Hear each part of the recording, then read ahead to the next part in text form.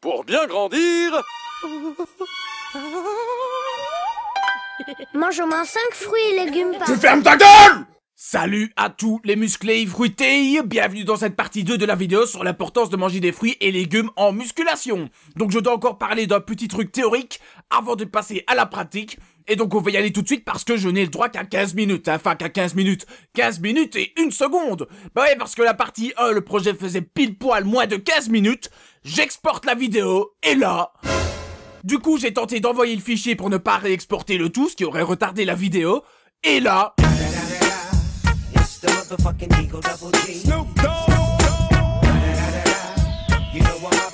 Bon, ça va, t'as fini de te foutre de ma Google? Alors, on commence tout de suite, sans plus attendre. Là, maintenant, ça arrive, on va parler de l'équilibre acide-base, hein. Donc en quoi ça consiste? Eh bien, dans l'alimentation, on a des aliments acides, des aliments basiques ou alcalins pour ceux qui préfèrent, et des aliments neutres, hein, bien évidemment. Donc petit rappel de chimie, le pH, donc potentiel hydrogène, va de 0 à 14, et 7 c'est un pH neutre, en dessous de 7 c'est acide, et au-dessus de 7 c'est basique ou alcalin pour ceux qui préfèrent. Donc voilà, c'est un rappel sur le pH, hein, un rappel de pH de 14. Un rappel basique. Je suis marrant. Alors notre corps n'aime pas les acides, mais il n'aime pas non plus ce qui est trop basique ou alcalin pour ceux qui préfèrent, hein. Le pH sanguin idéal est entre 7,35 et 7,45, donc légèrement basique ou alcalin pour ceux qui préfèrent. Et l'organisme va donc toujours chercher à maintenir le sang dans cette zone via ce qu'on appelle des systèmes tampons. Parce que si cela sort de cette zone, que ce soit vers l'acide ou vers le basique ou alcalin pour ceux qui préfèrent, eh ben notre corps se met complètement à déconner, hein. L'acidose grave va provoquer une dépression du système nerveux central et abîmer les conduits sanguins, et l'alcalose, ben oui, on ne dit pas basiclose, eh ben le système nerveux va devenir hyper excitable et le cœur va aussi se mettre à déconner. Donc c'est pas top, y a mieux comme déconnade. Alors, les deux gros systèmes tampons pour virer l'excès d'acidité sont les poumons et les reins.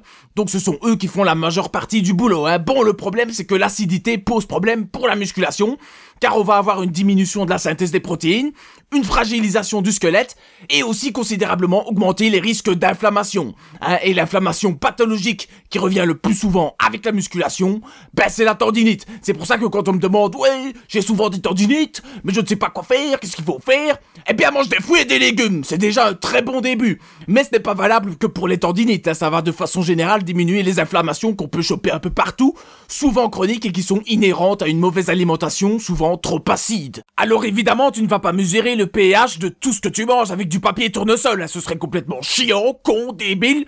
Il y a ce qu'on appelle l'indice PRAL, hein, pour Potential Renal Acid Load. Et si l'aliment est acide, eh ben l'indice est positif. Si l'aliment est basique, eh ben l'indice est négatif. Et si l'aliment est neutre, ben l'indice est de 0, ça c'est logique.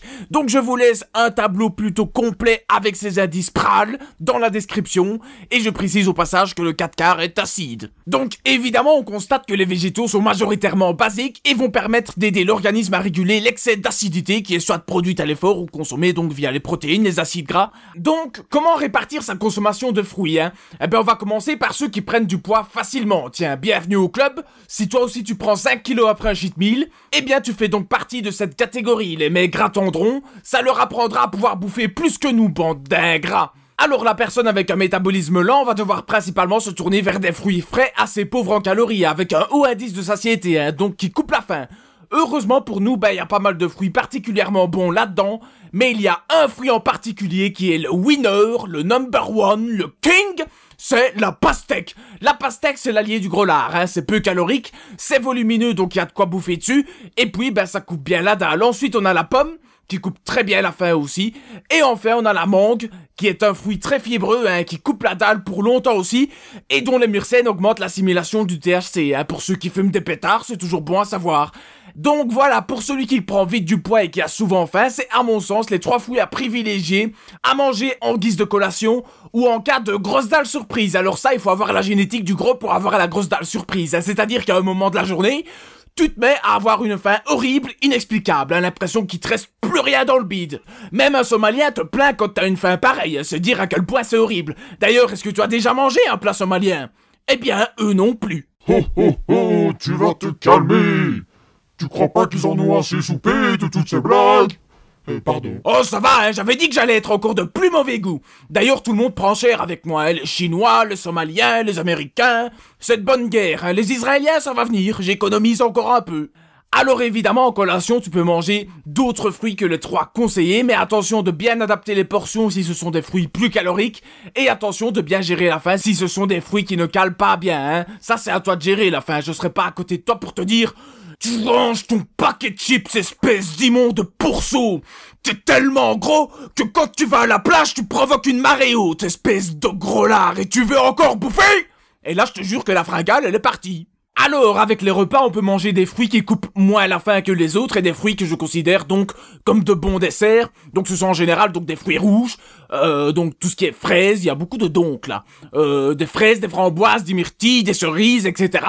Donc ce sont à mon sens, encore un donc ce sont à mon sens les meilleurs fruits possibles en dessert et avec un très bon pouvoir antioxydant de surcroît. Oh, ça boum, ça. En prise de masse, eh ben, on peut accompagner les repas d'une portion d'environ 150 grammes de fruits rouges, 100 grammes pour une alimentation de maintien environ, et rien du tout en sèche, privé de dessert. Donc, ah oui, sauf en cas de rebond glucidique, où là, ben, on peut se prendre les portions de 150 grammes à chaque repas, comme en prise de masse, pour le rebond glucidique, hein, donc pour recharger les réserves de glycogène, quand on a suivi pendant quelques jours un régime pauvre en glucides. Alors, maintenant, passons à la répartition pour quelqu'un qui reste sec, hein, donc le genre de mec qui peut bouffer de la merde et picoler sans grossir. Attention, ça ne dure qu'un temps, hein, je tiens à vous prévenir, hein, vers 30-40 ans, vous aurez une grosse panse comme tout le monde. Alors, la personne avec un métabolisme rapide va devoir principalement se tourner vers des fruits très riches en calories et qui ne coupent pas spécialement la faim. Donc, heureusement, la nature est très bien faite encore une fois. Et il y a aussi des fruits riches en calories. D'ailleurs, il y en a plein qui me disaient « Ouais, je sais pas comment faire pour prendre du poids avec des fruits !» Eh bien, je peux répondre qu'il y a des fruits qui te feront plus vite prendre du poids que du riz, des pâtes. Donc, même chose pour les gros, je vous donne le trio de choc de fruits à consommer en collation pour les métabolismes rapides. Donc, en premier, on a les dattes. Donc ce sont des fruits un peu séchés, donc elles ont une densité calorique élevée, et en plus c'est super bon, hein, et en plus ben, cela indique quel jour on est, hein, la date. Ensuite, eh ben, on a l'avocat. Alors l'avocat a la particularité de renfermer des bons lipides, hein, donc il est plus calorique que les autres fruits frais. Par contre, j'espère que vous pourrez en trouver parce qu'un certain créateur de méthodes révolutionnaires a réquisitionné tous les avocats. Et décidément, je tombe sur tous les fruits avec des noms à la con. Putain, j'en ai marre de faire des blagues de merde. Et enfin, ben en dernier, on a les raisins secs, très riches en calories aussi et super bons aussi. Et là, ben il y a pas de jeu de mots à la con possible.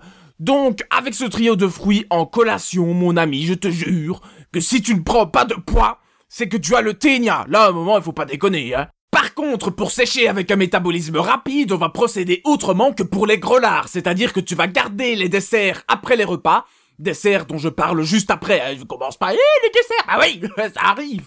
Mais pour les collations, ben il va falloir remplacer les fruits secs ou l'avocat par d'autres fruits frais moins caloriques. Et là, ben je laisse carte blanche, donc ça aussi entre 30 et 60 kilocalories environ pour les 100 grammes, pour ce qui est des autres fruits frais, à part la banane qui est à 90 kilocalories, donc tu peux garder des portions de 150 grammes en collation de fruits frais, et essayer donc de varier le plus possible pour un apport équilibré en micronutriments, et aussi ben pour éviter de se lasser des goûts des fruits, parce que toujours manger la même chose, c'est chiant à la fin. Et donc en guise de dessert en prise de masse, on va continuer encore avec des fruits riches en calories évidemment. Donc il y a la banane, et en plus ça passe bien au dessert je trouve. Les raisins, bah aussi ça fait partie des fruits frais les plus riches en calories. Et enfin on a les amandes, très caloriques avec des protéines, des glucides et beaucoup de lipides.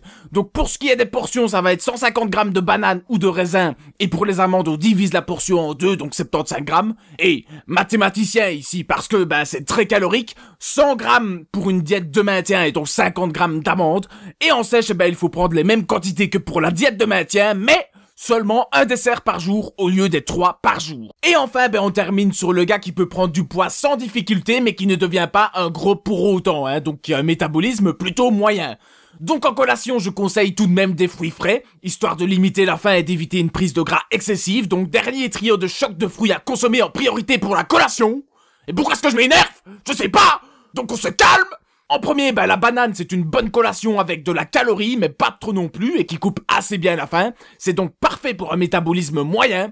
En deuxième, il y a l'ananas, donc c'est un fruit rafraîchissant et polémique, et c'est un bon coupe-faim aussi. Et la cerise sur le gâteau, Eh ben des cerises, c'est un fruit légèrement au-dessus de la moyenne au niveau calorique, et puis c'est facilement transportable, donc aucune excuse pour ne pas en prendre en guise de collation. Pour ce qui est des desserts en prise de masse, là je conseille de couper sa portion en deux, entre des fruits rouges et des fruits secs. Donc 75 g de fraises, framboises, myrtilles, cerises, etc. Et 75 g de raisins secs, dattes, etc. Pour une diète de maintien, il faut faire 2 desserts avec 150 g de fruits rouges et un seul avec 75 g de fruits secs et 75 g de fruits rouges. Et enfin, pour la sèche, un dessert de 150 g de fruits rouges par jour. Et là, il faut oublier les fruits secs, bien évidemment trop caloriques pour une sèche. Donc en sèche, il faut éviter les fruits secs. Paradoxe inhérent à notre chère langue française, massacrée par des enculés avec une orthographe de merde. Alors, parlons vite fait de la consommation de fruits autour de l'entraînement, donc avant, pendant et après. Le fruit qui va convenir le mieux autour de l'entraînement, c'est la banane. Les bananes bien mûres, couvertes de taches noires, c'est le fruit qu'il faut retrouver autour de l'entraînement. Alors avant et pendant l'entraînement, c'est plutôt pas mal si vous n'avez pas de glucides tels que la maltodextrine, du waximase, du dextrose, etc. Donc une banane un peu avant l'entraînement ou durant une longue séance, c'est largement mieux que rien du tout. Et de se retrouver en hypoglycémie au bout de 20 minutes, d'avoir des perfs de merde et d'avoir envie de rentrer chez soi. Et après l'entraînement, la banane est aussi un très bon fruit à consommer. D'ailleurs, ça doit être systématique. Après l'entraînement, une banane, ou 2, ou 3. 3 bananas. Alors, pour ce qui est de la consommation de légumes, c'est assez simple. Bon, il va falloir déjà essayer de les manger un maximum crus. Parce que la cuisson fait perdre des micronutriments. Et ça, c'est un peu bête. En fait, seule la cuisson à la vapeur limite bien la casse. Le reste, ce n'est vraiment pas top. Et le micro-ondes, alors là, il faut oublier. J'en ai déjà parlé dans la première vidéo. Donc tu peux les consommer crus en dur. Surtout si tu as souvent faim et envie de manger des grosses quantités comme moi. Ça, ce sont les envies d'ex-grolard.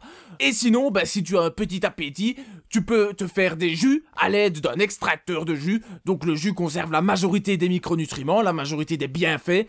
Et après, il suffit juste de boire le jus. Donc là, ça passe assez facilement. Alors, pour ce qui est des quantités, je vais classer en 3 catégories de légumes. Donc ce sont ceux en dessous de 30 kcal pour 100 g, ceux entre 30 et 60 kcal pour 100 g, et ceux au-dessus de 60 kcal pour 100 g, pour faire donc assez simple.